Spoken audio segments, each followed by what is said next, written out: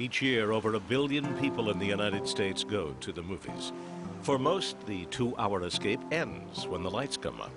But for some, the line between reality and fiction is unclear.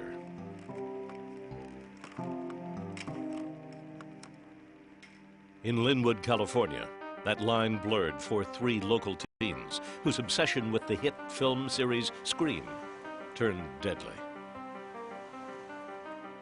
According to the police reports, Mario Padilla and his 2 accomplices studied the films and created a plan to reenact each of the fictitious murders on friends, family, and classmates. The Scream murder case has several counts, conspiracy to commit several more murders against other people other than family members, in a fashion copycatting the Scream movies.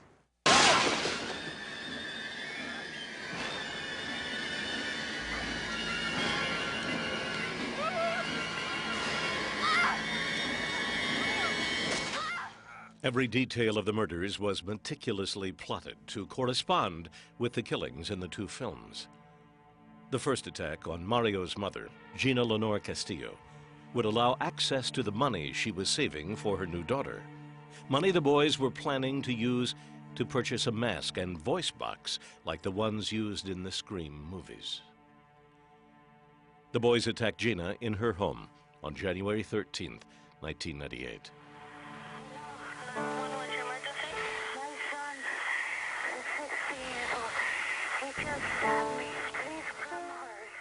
Gina Castillo died upon arrival at a local hospital. The boys were apprehended immediately following the attack. The incident in Linwood wasn't the only Scream-related copycat crime. There have been others, including a stabbing at a Philadelphia area theater during a screening of Scream 2. While Lakeisha Jones and a friend were watching the film, a teenage girl attacked them with a knife. The incident occurred within weeks of the murder of Gina Castillo. Another hit horror series also came under scrutiny when the film Child's Play 3 was mentioned in the case of 2-year-old Jamie Bolger, who was abducted from a British shopping mall. Jamie was tortured and murdered by 2 youngsters in a fashion resembling violent acts in the movie.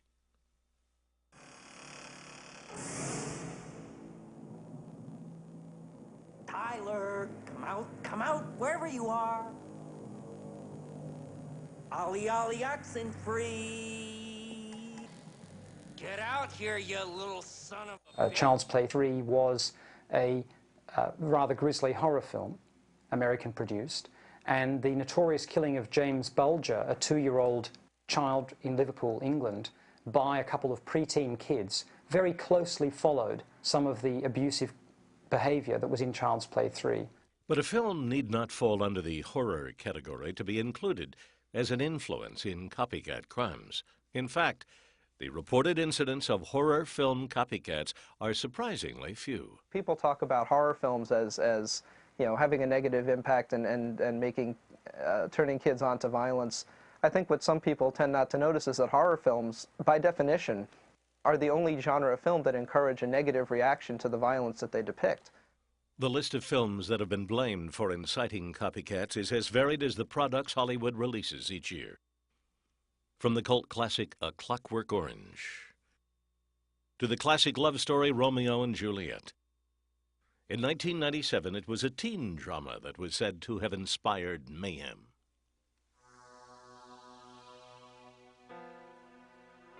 West Paducah, Kentucky. In the first week of December 1997, this riverside town on the Kentucky-Illinois border became the scene of blood and terror when 14-year-old Michael Carneal opened fire on an unsuspecting group of students as they gathered at his school for a morning prayer meeting. When questioned, Carneal talked about a scene from the film Basketball Diaries as one of the inspirations behind his crime.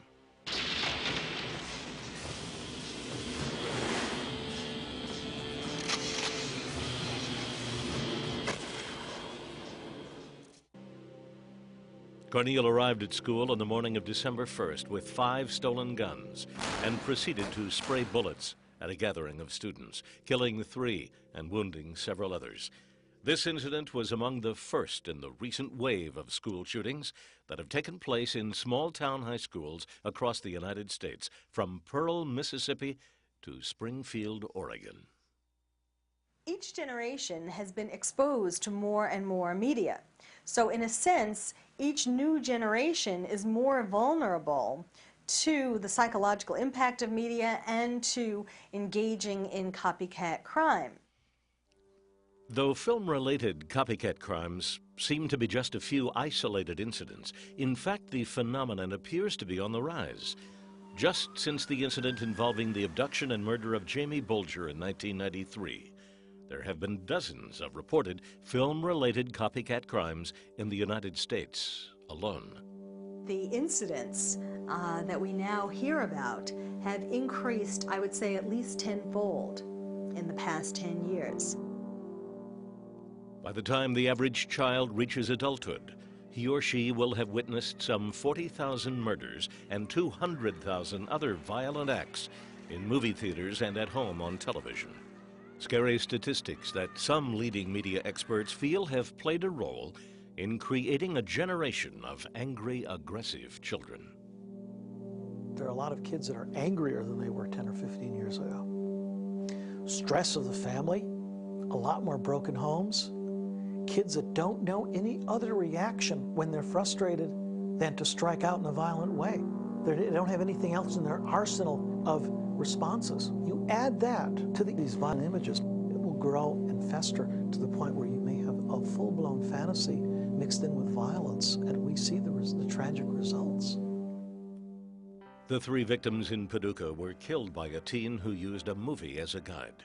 The same motive was echoed in comments made by Mario Padilla after his arrest, and can be found in many testimonies of convicted copycat criminals. When serial rapist and murderer Nathaniel White confessed to authorities in New York State, for example, he clearly indicated his desire to follow the actions of his criminal mentor, Kane, from the film series RoboCop. I've seen him cut somebody's throat and then take the knife and slit him down the chest and the stomach. And I look at a violent movie and whatever I seen on the movie is what I imitated. Life imitating art recently led to an international investigation when 2 young Belgians accused of the murders of their respective spouses moved from Brussels to South Miami Beach. Peter Schmidt and Aurore Martin met in 1991 at a rock climbing gym in Belgium. There was an instant attraction and the 2 started to date. Soon they discovered they both had an interest in the criminal lifestyle. They discussed becoming modern-day pirates, taking pleasure boats by storm and killing everyone on board. But that idea was dropped in favor of a simpler plan. They'd hide their relationship, find 2 lonely singles, romance and marry them, then murder them for the insurance payoffs. Their plan and their relationship bore a striking resemblance to the life and actions of the murderous couple in the cult classic The Honeymoon Killers, a connection indicated in a Time magazine article about Martin and Schmidt.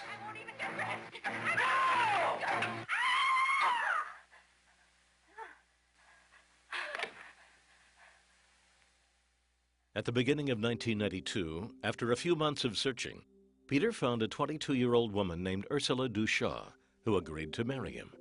Shortly thereafter, their car plunged off a cliff and into a river. Peter emerged unharmed.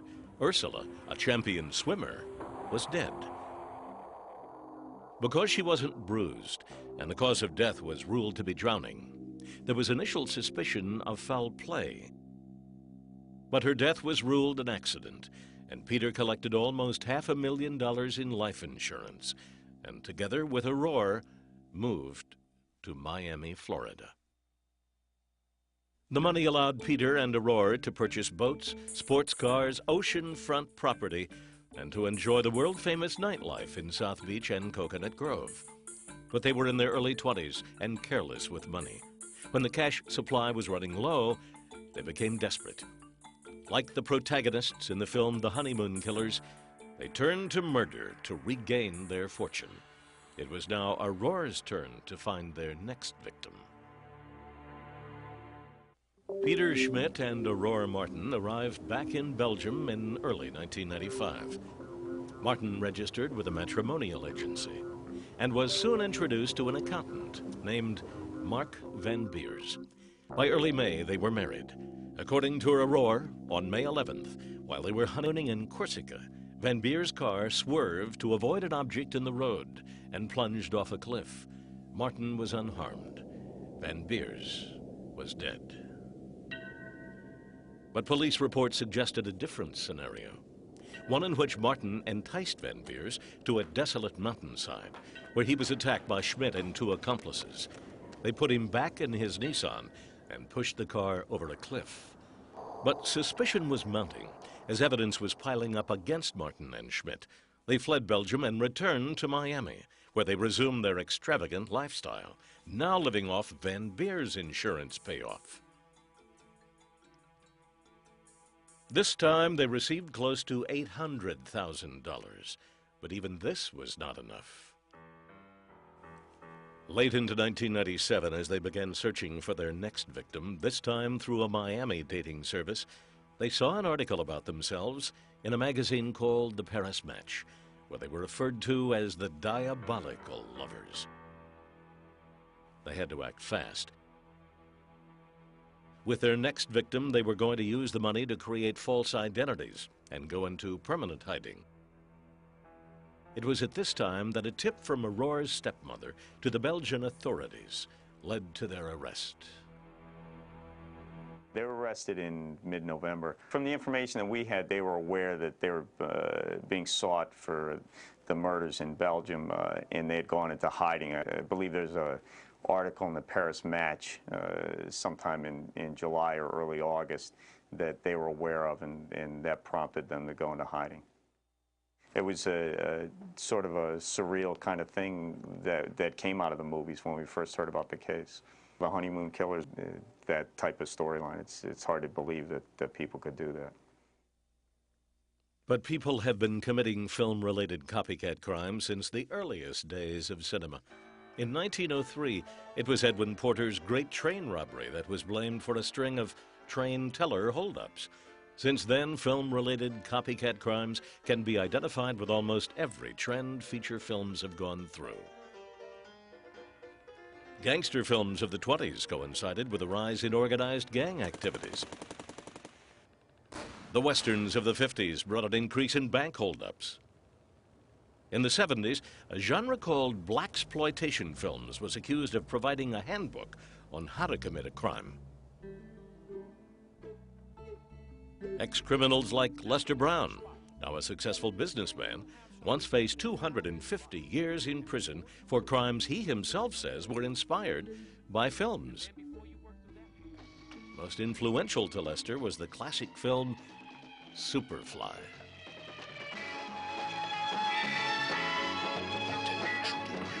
Get you a gun. And all those black folks you keep doing so much talking about get guns and come back ready to go down, and I'll be right down front killing Whitey. Until you can do that, you go sing your marching song someplace else.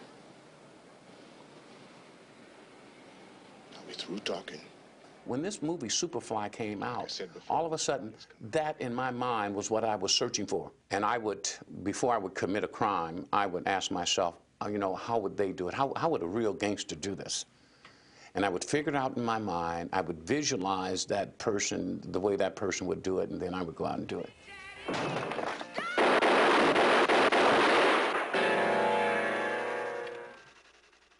As the film industry progressed towards more equal roles in mainstream films for minorities, the popularity of blaxploitation films diminished. But almost as a reaction to the diversifying of films, another trend began to develop in Hollywood: the loner picture. A classic of this genre is the film Taxi Driver.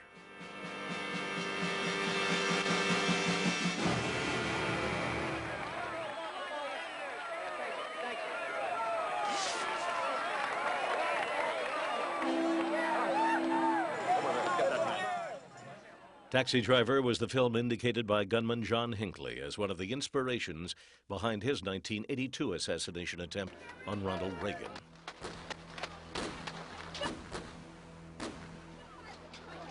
It was completely clear that the movie Taxi Driver was a large part of the thought process that led to those shootings. There was actually a time while the movie Taxi Driver was being played for the jury at the John Hinckley trial, during which, of course, we were all watching Hinckley, see how he was reacting to the movie, and at one point he sort of buried his head in his hands.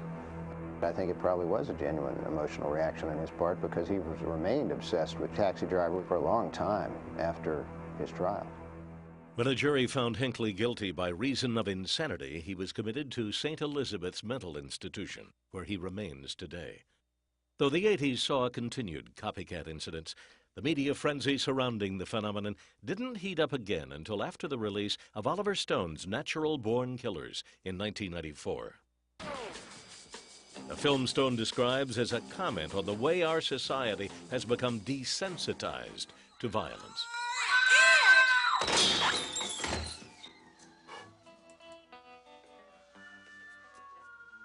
To date, there have been over a half-dozen reported NBK copycats, including a school shooting, where the perpetrator, 14-year-old Barry Lukatis, said his actions were inspired by NBK's Mickey and Mallory Knox.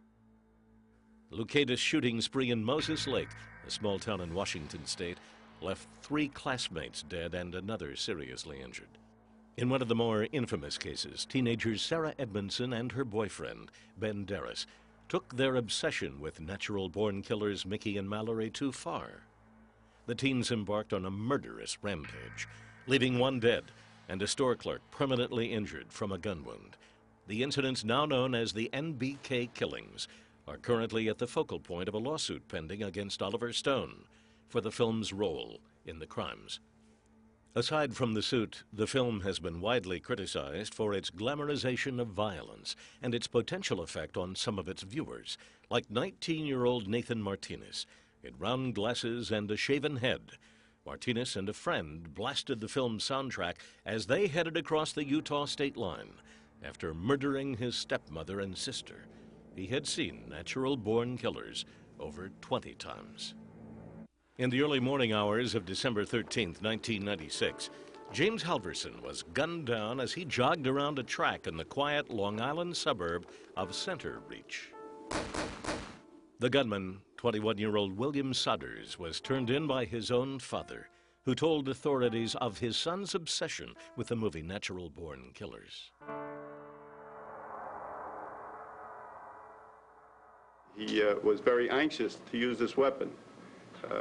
He had a keen interest in wanting to use it. He wanted to use it to kill someone.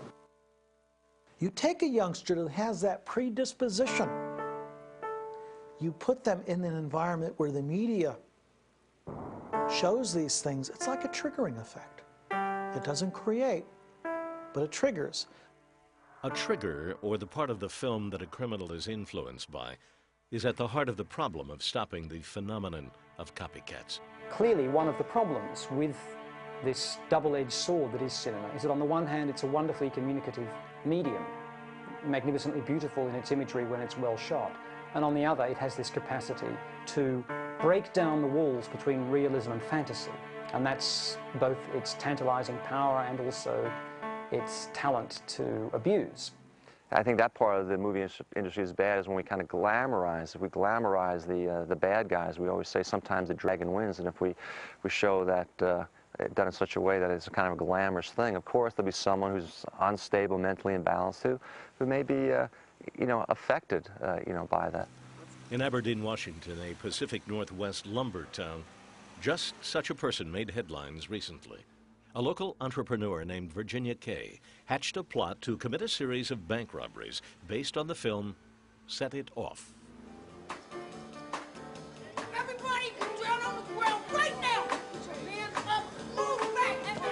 Everybody stay down! Stay down! Virginia Kay was well known among Aberdeen's youth. She owned an underage nightclub and invited homeless teenagers to live with her. She provided shelter, but exacted a price.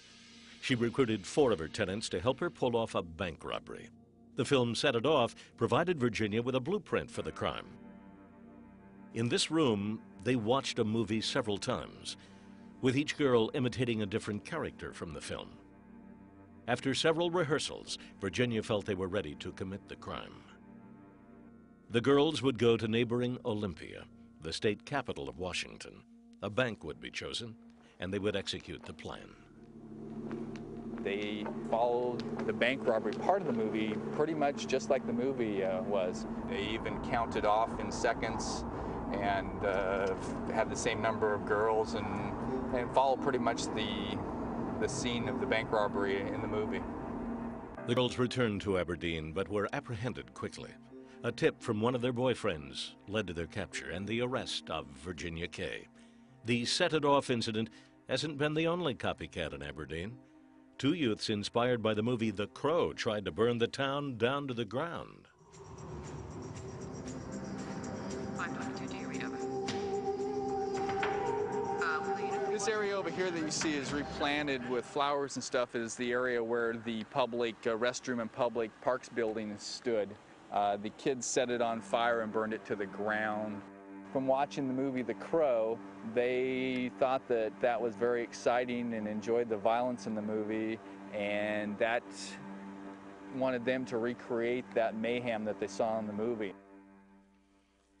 The similarity of a movie scene to a real-life crime scene may seem familiar when a detective notices the copycat aspect.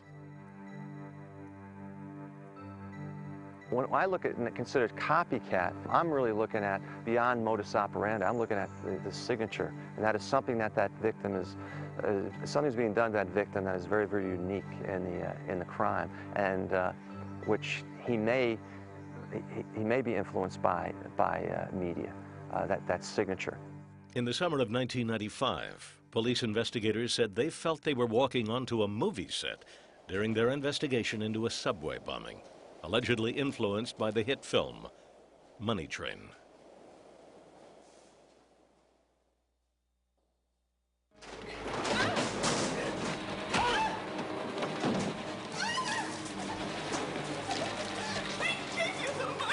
I'm not in it for the money. In the real-life Money Train incident, subway clerk Harry Kaufman lost his life. Unfortunately, this incident hasn't been the only Money Train copycat. The three men suspected to have been involved with the murder of Harry Kaufman with a second set of criminals to try and copy the subway bombing from the film. Legendary FBI profiler John Douglas believes these criminals all share personality traits common to copycats. We have 270 million people. They're all different kinds. They come in all types of shapes and sizes and intellectual levels. You see the movie Money Train, and then you set fire to the booth where this person was working, who was selling his tokens. Now, these are not bright. These are punks. These are a couple of punks that saw this movie. They're below average in intelligence. They're street thugs. So, yeah, they're influenced, but they're bad anyway. If it wasn't that, they would have committed, some other crime. The reality of the Money Train incidents is that the film was the trigger for these criminals, which helps raise the issue of responsible filmmaking as a possible solution to the copycat phenomenon, an issue filmmaker John McNaughton faced after the release of his film, Henry, Portrait of a Serial Killer. I got put on the spot in Canada by this woman one time, and it was just like a day of like 14 hours of interviews, and it was late in the day, and I was being shuffled around, and my head was spinning, and she sort of ambushed me. And it's, of course, you always think, 2 hours after the interview, I should have said this. And what I should have said was, if you could find any instances of someone committing a crime and saying it's because they watched my picture. Because what we indeed tried to do in that picture, in Henry, was show violence for fun, and then a little bit later show how absolutely awful and hideous it is to actually commit a crime. A pattern. What they call them. There's people that always want to censor, always want to limit what you can show, whether it be in literature, whether it be in film, whether it be in art exhibits with Mapplethorpe or whatever. There's always going to be the cry for censorship. This is, the purpose, the job of the artist in one sense is to push the boundaries, and the job of the conservative, reactionary forces is to say you've gone too far. Just what is too far? McNaughton's film received an X rating for violence, but to date, there has not been a single reported copycat incident in relation to the film.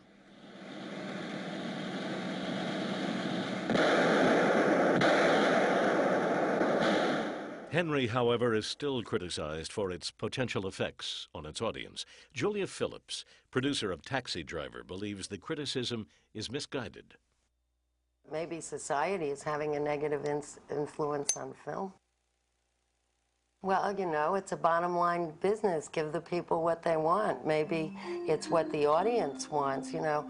To me, it's the audience more to blame than the filmmaker for gobbling this stuff up. Despite the influence behind the creation of a film, the effects movies have on some of their viewing audience is undeniable, which helps strengthen the idea of censoring films. But in a world where even so-called family films have inspired violent copycat behavior, where would censorship begin and where would it end? The film industry has been self-censoring since the early days of cinema. Under a rule book called the Hays Code, there were dozens of do's and don'ts. The code limited on-screen violence, warned against detailing criminal methods, and stressed the importance of not encouraging sympathy or glamorizing the criminal. Surprisingly, the person who changed the code was a man who has been targeted as a censor himself. In 1967, current Motion Picture Association President Jack Valenti trashed the code in favor of a more liberal rating system. I came up with the idea of classifying movies, not whether they're good or not whether they have quality or lack of it, but what is on the screen that parents might find objectionable for their younger children to watch. So we gave them warnings. The rating system created by the MPAA is still in place today and does have an effect on box office sales. Many filmmakers consider this when making decisions about graphic and questionable scenes. But the process of filmmaking is long and difficult, and oftentimes a scene is not ready to be judged until it's in its final stages, which can make self-censoring difficult. When we shot Henry, there were certain scenes, for instance, the big fat guy that got the TV over the head. When you're shooting that, it's the funniest thing in the world. You have technicians with syringes with tubes running with fake blood, you know, hiding behind, you know, out of camera range, and they're like, action, and they're squirting this blood. It's squirting everywhere. And, you know, it's all you can do to not ruin the take by bursting out into laughter. But then you go into the theater, and, you know, now you're the illusion of the motion picture. You're creating an illusion of a world and really being there. And you see people start running out the doors. It's not at all funny. Many directors share McNaughton's concern for their audience, including Jonathan Demme, who hired John Douglas as an FBI consultant on his film Silence of the Lambs. When he made the movie, and I watched him when he was editing out, he could have made it very, very gory, and what he was doing was really attempting to, kind of like Alfred Hitchcock, leave it as best as he could to the imagination of the viewer.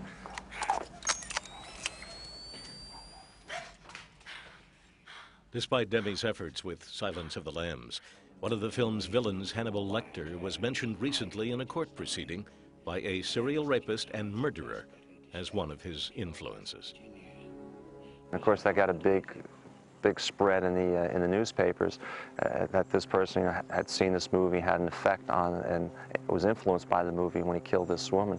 He certainly saw the movie, but I can't really put it on it was the responsibility or the fault of Jonathan Demme or the movie Silence of the Lambs that caused this person to perpetrate that crime.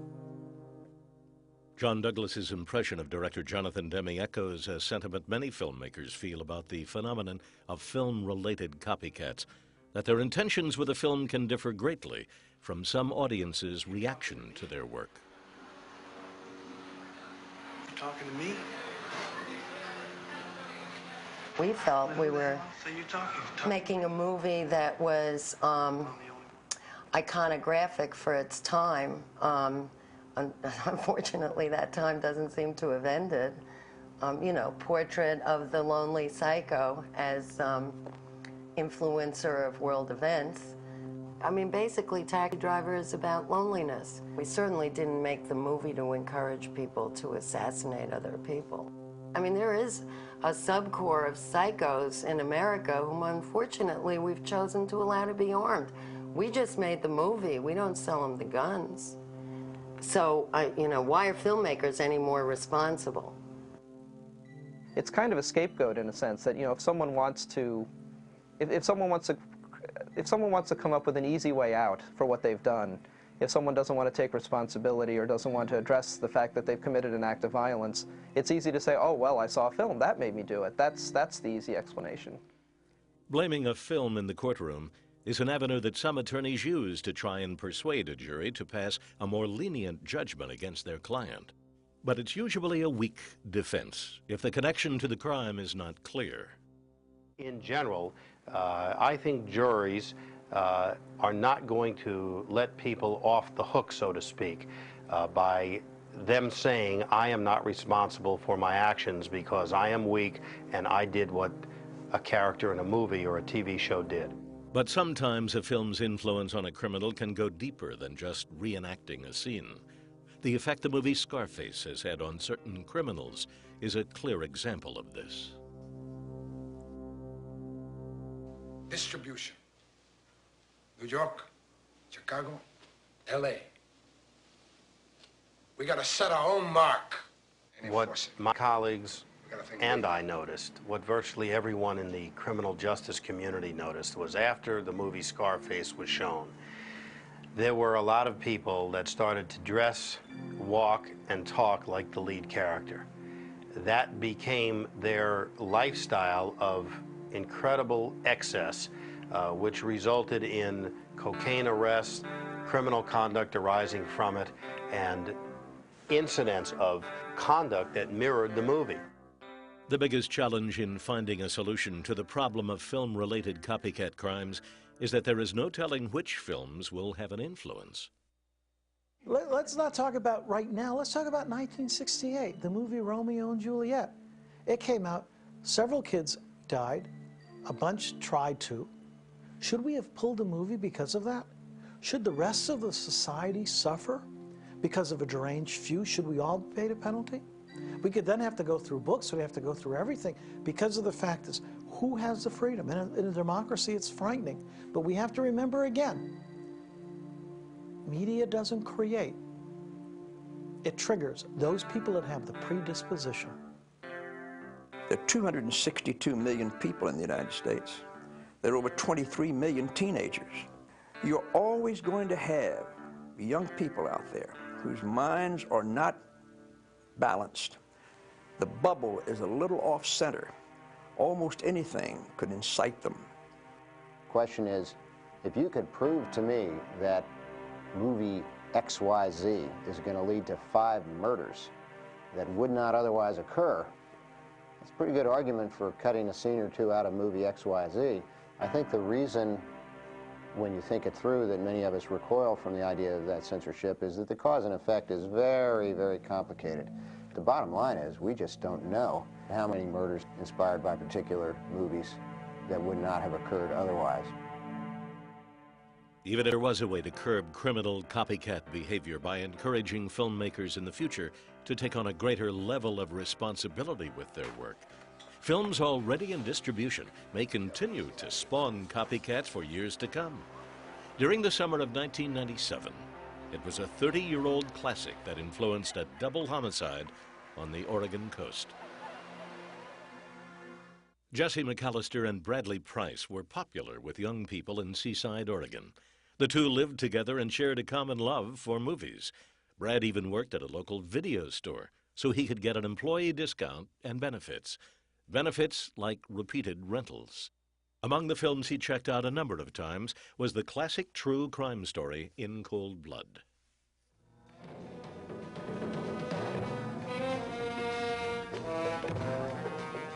Why'd you pick me for this job? A perfect score needs perfect partners. Together, we're a perfect fit. It's your score. Where do I fit in? I got you figured for a natural-born killer. Brad and Jesse watched the film several times before deciding to commit their own crime, a double thrill kill. In the early morning hours of July 14th, 1997, Jesse McAllister and Bradley Price approached Gabriella Goza and Frank Nims as they were cuddling in the sands off the Pacific Ocean in Seaside, Oregon. The boys walked up to them and with 2 shots, murdered both Goza and Nims. Later that evening, the boys left Seaside and headed south towards Mexico, just like the killers in the film. I can't imagine anybody actually wanting to emulate the life of the 2 people in cold blood, but there certainly are similarities. They killed more than 1 person for no apparent reason and fled to Mexico and returned to the United States. The senseless deaths of Gabriela Goza and Frank Nims Jr. have shaken the tiny town of Seaside and act as a reminder of the biggest challenge in solving the problem of film-related copycat crimes, that there is no telling what is going to trigger someone. So what is to be done about a future Brad Price or Jesse McAllister, a Barry Lucadis, or even a John Hinckley? Media psychologists suggest the answer lies in improving parents' approach to their children. It's a sentiment echoed in the walls of a penal facility 10 miles north of Seaside, designed to rehabilitate the type of youths who have acted out their influences. Here, teens are incarcerated for up to 10 years for crimes such as rape, arson, theft, and murder. Among the issues they discuss are the effect films and other media have on their lives and the importance of positive role models. If you don't have a role model at home, you have to find a role model somewhere, and some people do look up to people who, actors or, singers, people who have made it somewhere in their life. And I think that may be a part of it, is that they pick those people as role models and then they follow them. To these kids and to others at the facility, a positive role model could have helped them avoid trouble and shown them better ways to deal with the negative influences around them on the outside. The more that you are exposed to parents who are loving and affectionate and who spend a lot of time with you and attention, the more you can fight against these images and ideas that you see on the screen. I've seen families come in for years and years and years, wonderful families who have not really been assertive when they raise their children, and I've noticed that those type of families have children who are more susceptible to being involved in matters like we're talking about. Another obstacle psychologists and the criminal justice community are facing in their efforts to stop the phenomenon of film-related copycats is the growing number of hours young people are exposed to media. Many experts believe the more violent acts children experience on the screen, the further they can remove themselves from the real consequences of a crime. The thing that most people don't understand is that acts of horrible violence take place in 3 seconds. And there's nothing romantic about homicide. There may be in the movies, but there isn't in real life. It's an incredibly grim, horrifying thing. In this movie I just saw, the way they had the blood and guts spurting, I'm going, whoa! I mean, this is really cool. I mean, it really is, and real life isn't like that. Bodies, we don't usually see bodies blow up. If they do, I mean, like in the plane crash that recently happened, nobody saw it that's alive. But this is a chance to see this kind of horrible violence, and if it is cool enough, kids who are impressionable may really be affected by it. There's a lot of things that influence people out there. If you're a greedy-minded person and you watch something like Juice or Boys in the Hood where you want respect and greed, then that's what you're going to go out there and portray, and that's what you're going to go out there and try to achieve. Understanding the impact films and the rest of the media can have on a person is the first step towards curbing copycat behavior. Role modeling and early intervention are equally as important, but require an understanding of the common warning signs present in most copycat criminals. There are people that say that media creates violent kids. And think about that now. You're saying that a kid that doesn't come from a violent home, where conflicts are resolved in a peaceful way, you throw them in front of a video of Rambo and let them watch, they're going to go out and start shooting up neighborhoods? No. These are the people who are susceptible to drug abuse, alcohol abuse. These are people who really need some early intervention in a meaningful way, one-on-one, with people who care. If early intervention, positive role modeling, and monitoring the amount of time a person spends in front of a television or a movie screen are the actions that need to be taken, Dr. Butterworth believes there are some fundamental issues that need to be understood in order to control violent reactions to the images that are portrayed on the screen.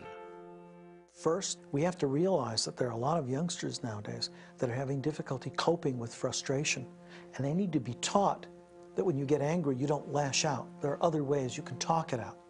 The schools may have to do it, the parents may have to get together to do it, but somebody has to do it. We have to identify these kids that have a potential for violence. Kids that are torturing animals, that may be fascinated with fire, that may be beating up little men, being bullies. Film-related copycat crimes have already resulted in countless tragedies. But some are working hard to reverse this phenomenon. We can work with people, young people, and we can condition them to think differently. We can condition them, for instance, if there's an influence on their lives, that's a negative influence, we can condition them how to use certain information where they can differentiate the difference between reality and fantasy. It doesn't have to be the way it is right now. Then there's the question of whether films can directly affect a jury's verdict. It may already have happened in Detroit. Several years ago, a white police officer was on trial for beating a black man to death. During a break in the deliberations, the jury was shown the film Malcolm X as entertainment. The film begins with graphic footage of Rodney King being beaten by police. The jury found the police officer guilty. The verdict, however, was later overturned by a higher court, which cited the film as a factor in the jury's decision. I'm Bill Curtis. Thanks for watching this edition of Investigative Reports here on A&E.